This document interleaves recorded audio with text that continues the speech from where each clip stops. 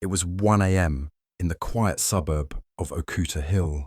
The streets were empty and the wind was cold. Nsina stood outside the gate of her own house, barefoot, with only a towel around her body. Her skin was shaking from both the cold and the shock.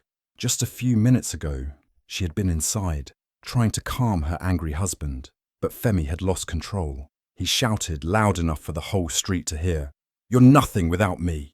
Then he slammed the door in her face. No shoes, no phone, no money. He didn't care. She stood there, frozen, confused, and heartbroken. The once loving man she married now treated her like trash.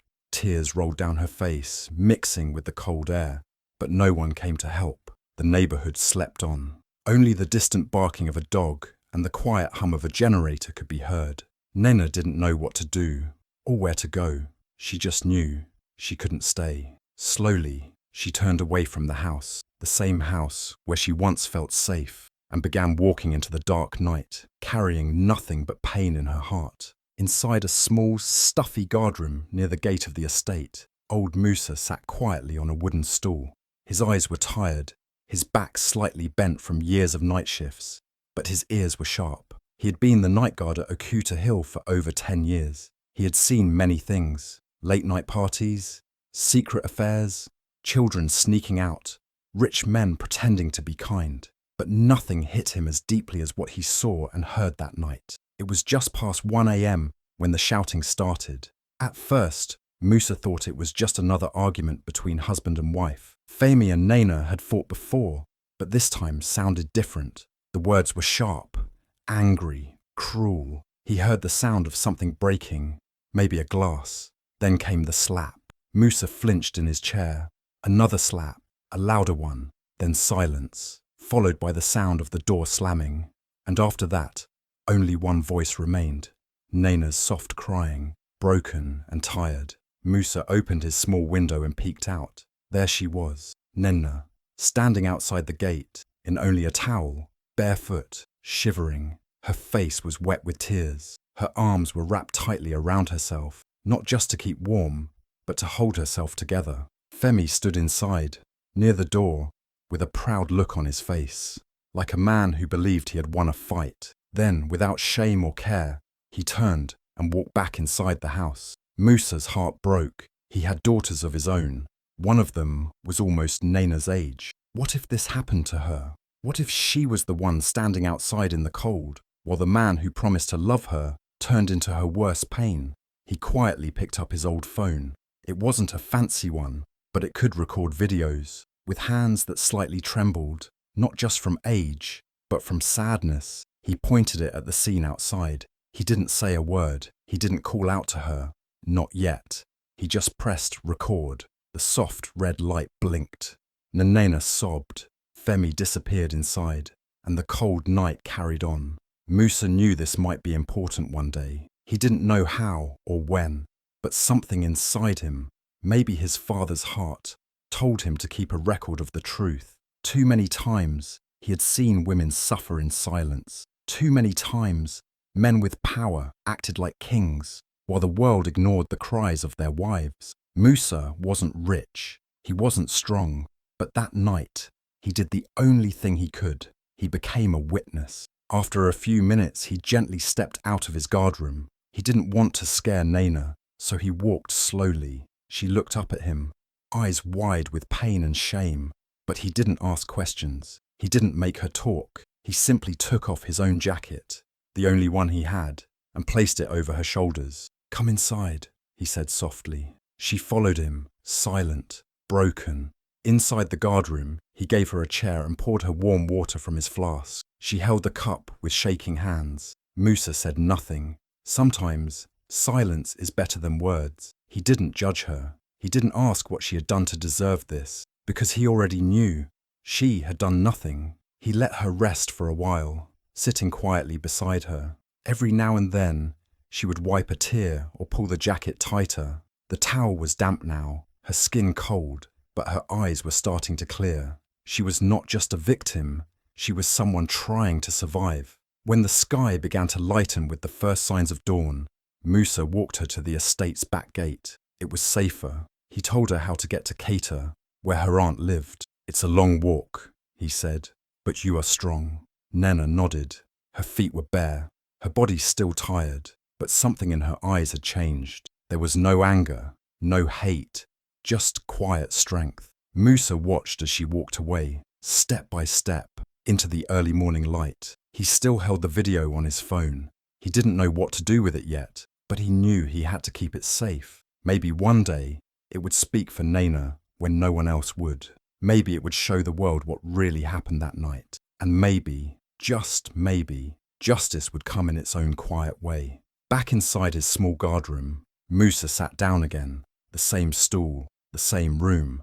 But everything felt different now. He had done something that mattered. He had watched, yes, but more importantly, he had cared. Nena walked into the night, her bare feet touching the rough, cold ground. The towel she wore was wet and clinging to her skin. Musa's jacket helped a little, but the cold still bit through her bones. She had no phone, no money, no shoes, and no place to go. But she knew one thing. She had to leave. She had to keep walking. Her aunt lived in Quetta, a small town 4 miles away. It wasn't close, but it was the only place she could think of. So she walked, slowly, carefully, through the empty streets. The night was quiet, but not peaceful. Dogs barked in the distance. A few cars passed by, but none stopped. Her feet began to hurt after the first mile. Every stone, every piece of broken glass, every sharp edge on the road made her wince. But she didn't stop. Her tears dried in the cold air, and the moon watched over her like a silent witness. She was in pain. Her body, her heart, her pride, everything was hurting. But she stayed quiet, not a word, not a scream, only the sound of her steps on the road. Sometimes she thought about turning back. What if she went back and begged Femi to let her in? What if he had changed his mind? But then she remembered the way he looked at her, like she was nothing, like she didn't matter. And she knew going back was not an option. She would rather walk forever than return to that pain. People in their warm houses were fast asleep, not knowing that a woman was walking alone in the night, holding her pain like a heavy bag. She passed shops with their lights off, cars parked quietly, and dogs that growled as she passed. But still, she walked, one step after another. The jacket kept slipping off her shoulders, but she pulled it tighter each time. Her legs were tired, her feet were bleeding now, but she didn't stop. Halfway through, it started to drizzle, cold, light rain that made her even more uncomfortable. But Nena kept walking. She had no umbrella, no cover, but she had something stronger, a quiet strength deep inside her, something that told her to keep going, something that told her this was not the end of her story. She began to think of her childhood, how she and her cousins used to play in the rain, how her mother used to tell her stories about strong women. She remembered her wedding day, the way Femi had smiled, the way he had held her hand. That same man had now thrown her out like she was garbage. The thought made her chest hurt, but it also made her walk faster. By the time she reached the edge of Cater, the sky was starting to turn grey. The first signs of morning were coming. She was soaking wet, her feet were cut and bruised, and her body was shaking. But her mind was clearer than ever. She had made it. 4 miles of pain, fear, and cold, but she was still standing.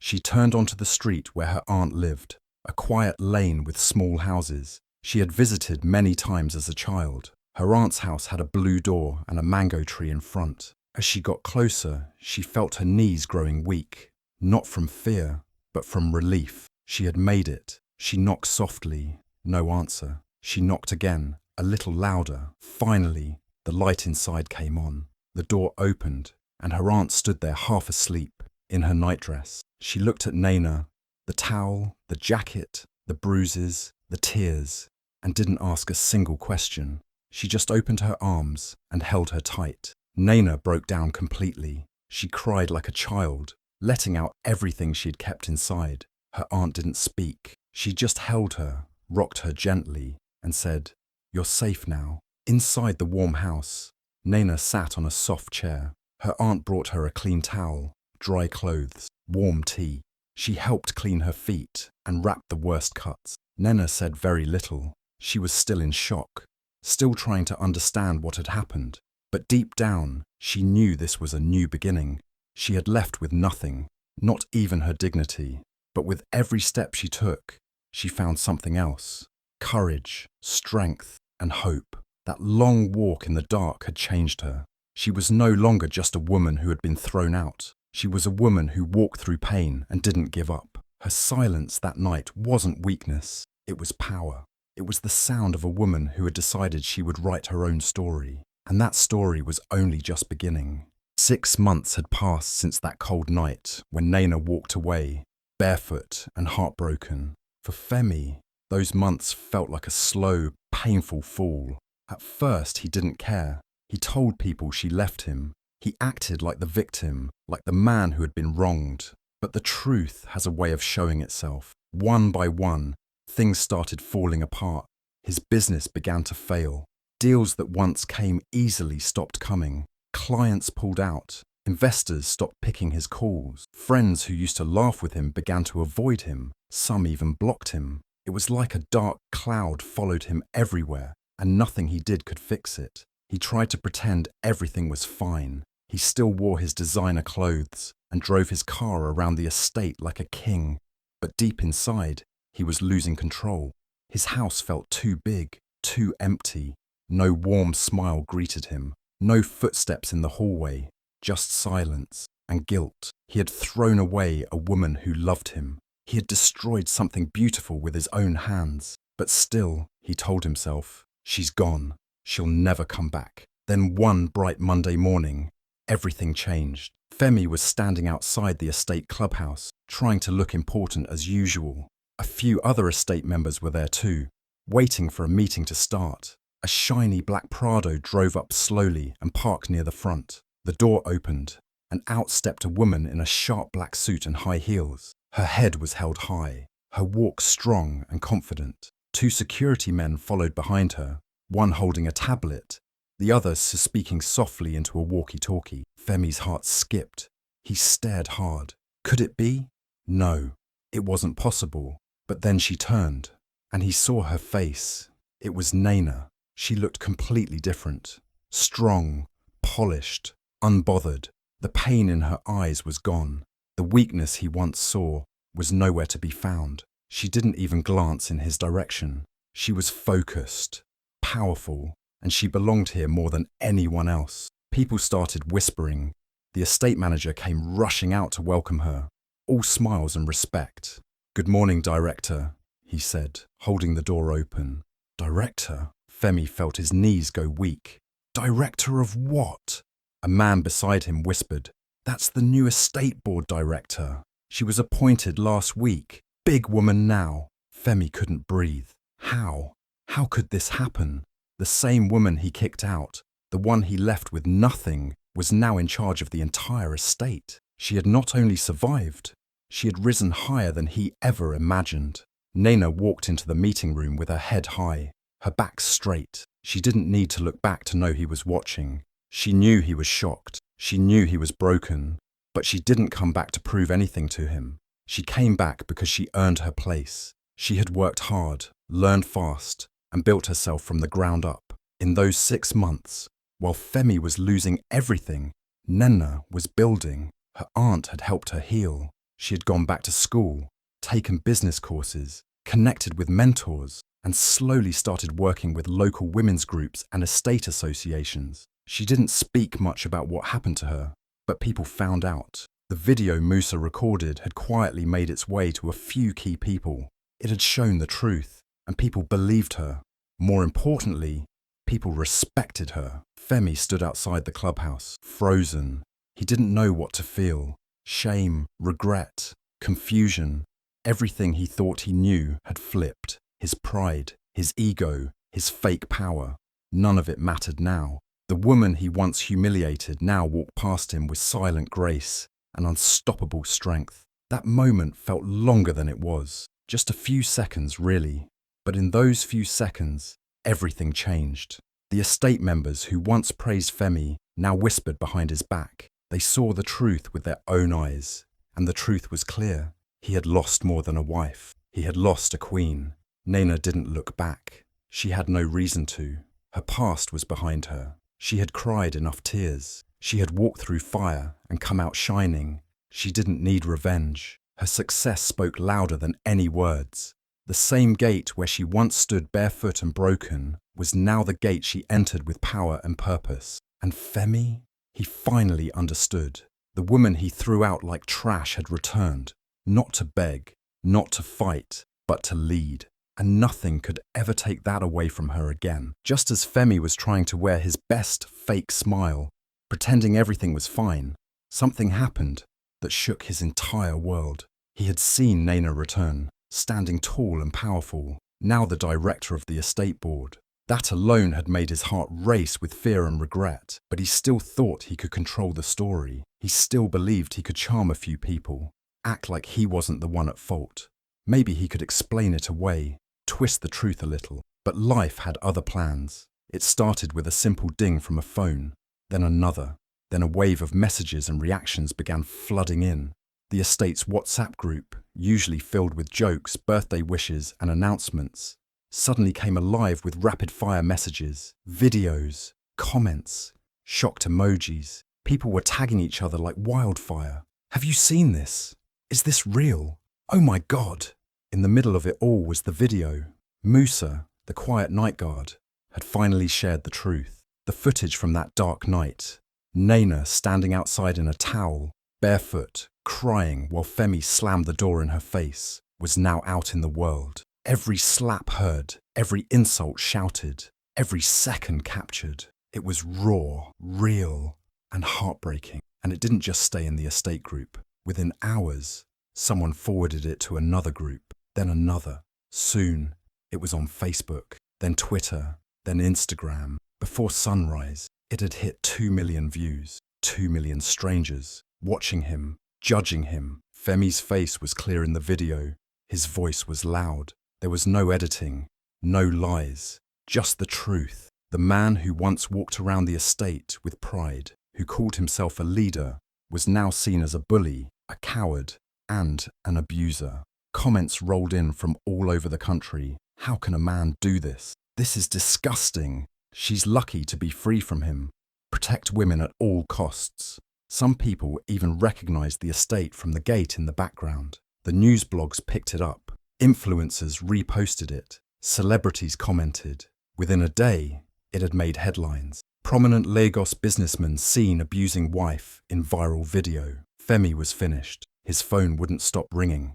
But no one was calling to support him. Clients were cancelling meetings. Business partners were pulling out. A deal he had worked on for months was called off immediately. His image was now tied to abuse and disgrace.